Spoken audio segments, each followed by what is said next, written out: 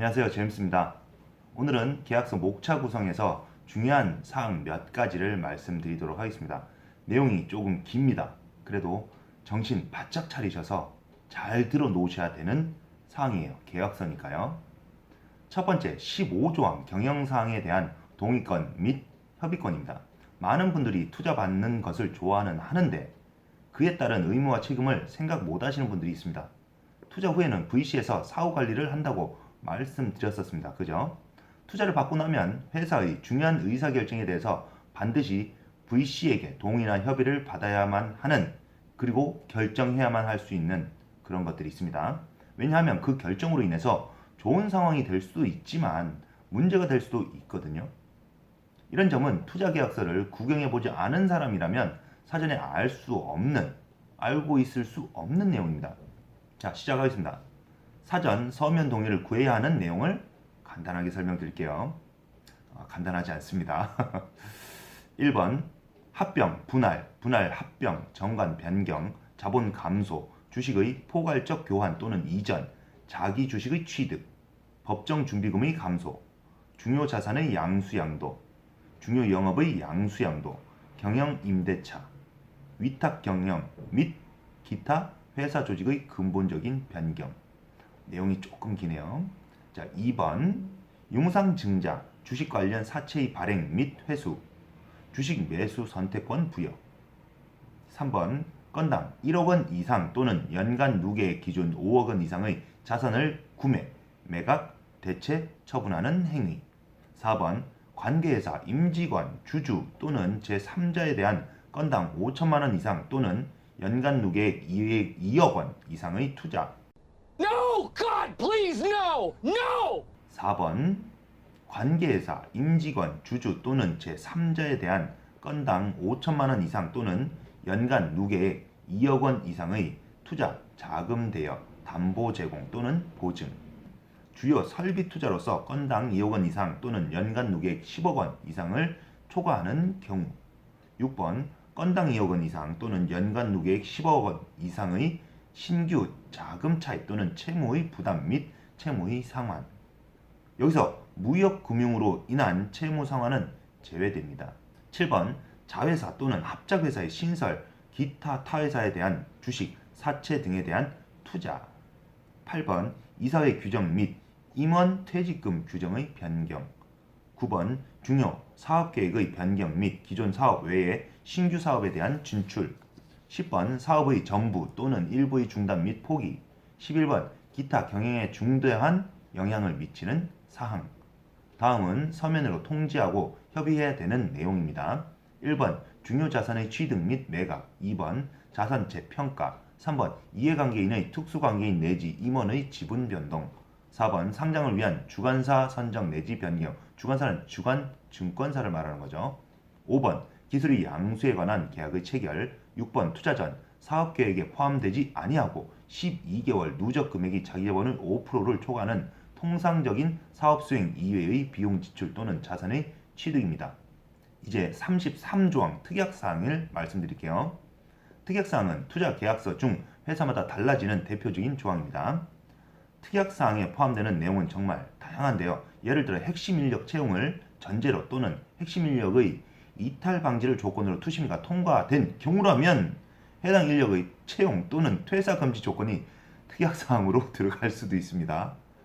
회사마다 특약사항 내용이 달라진다 하더라도 빈번하게 나오는 항목입니다. 실적 리픽싱입니다. 리픽싱이란 전환 비율 조정이라고 투자 유치 11편에서 제가 말씀드렸었습니다. 그죠? 전환 비율에 대해 말씀드리면 상환 전환 우선주를 이후에 보통주로 전환할 때 우선주 한 주당 보통주로 전환되는 비율을 말합니다. 참고로 전환사채 등도 리픽싱 항목이 들어갈 수 있습니다. 투자 계약서 본문에는 우선주 한 주당 보통주 한 주, 즉 1대1 비율로 전환한다는 내용이 들어갑니다. 실적 리픽싱이란 미래 어느 시점을 기준으로 투자 계약서 작성 당시 합의한 실적을 달성하지 못할 경우 그 시점을 기준으로 전환 비율을 조정하는 것을 말합니다. 전환 사채의 경우는 투자받는 사채 금액 총액이 정해져 있으므로 전환 가격이 낮아진다는 것은 주식으로 전환되는 비율이 높다는 의미를 이해하시면 되겠습니다. 단 투자사가 전환 사채를 끝까지 보통주로 전환하지 않는다면 결과적으로 의미가 없는 조항이 되겠죠. 실적 리픽싱 제한 여부는 VC마다 회사 고유의 문화에 따라 성향에 따라 다 다릅니다. 하지만 경험으로 보면 리픽싱을 제한한다고 나쁜 VC이고 요구하지 않는다고 해서 좋은 VC는 아닙니다. 실적 리픽싱의 결정 여부는 창업자 또는 대표이사 분들이 결정하시는 거예요. 그래서 조건 비율이 필요하다면 VC가 충분히 협상할 수 있는 부분입니다. VC가 제시하는 실적 달성에 자신이 있다면 실적 리픽싱을 받아줌으로써 투자 유치 성공이 좀 더 확실하고 빠르게 안착할 수 있다는 것이 장점이 되겠죠. 그것 때문에 실적 리픽싱을 받아들이시는 거잖아요. 만약 실적 리픽싱을 수용할 생각이 없다면 분명하게 의사 표현을 하셔야 됩니다. 투자 검토 보고서 작성을 위해서 계약 조건에 대한 얘기가 나왔을 때부터 의사 표시를 했다면 투자가 안 되었을 수도 있겠죠. 실적 리픽싱 조건 없이 해당 VC와는 투자가 진행되기 어려울까봐 오케이 했다가 나중에 안 된다고 하면 투자가 원점으로 돌아가죠.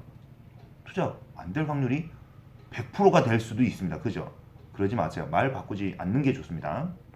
투자해줄 회사는, 그러니까 VC는 많습니다.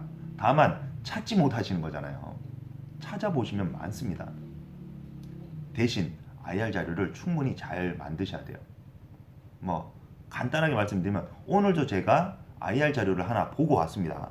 보고 왔는데 한번 보고 제가 설명을 드렸는데 그거를 좀 어느 정도 다시 또 수정해서 가지고 오셨어요. 더 잘 만드셨더라고요. 그런데 아직도 비어 있는 게 있습니다.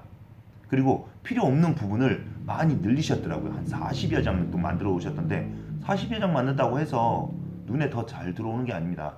사실 근거 정확한 데이터가 있어야 되는데 그런 것들 좀 몇 개 빼뜨려 주셨더라고요. 잘 챙기셔야 됩니다. 자, 각설하고 넘어가도록 하겠습니다. 풋옵션, 콜옵션에 대한 내용입니다. 풋옵션은 투자사가 미래 어느 시점에 대표이사 또는 회사에게 재매입을 요구할 수 있는 권리입니다. 반대로 그럼 콜옵션은 대표이사가 VC의 지분 중 일부를 되사올 수 있는 권리입니다. 풋옵션, 콜옵션을 대안하는 것도 VC마다 투자 계약서에 등장하는 내용인데요. 다만 앞서 실적 리픽싱과 마찬가지로 풋옵션을 제한한다고 해서 나쁜 VC이고 콜옵션을 제한한다고 해서 좋은 VC인 건 아닙니다.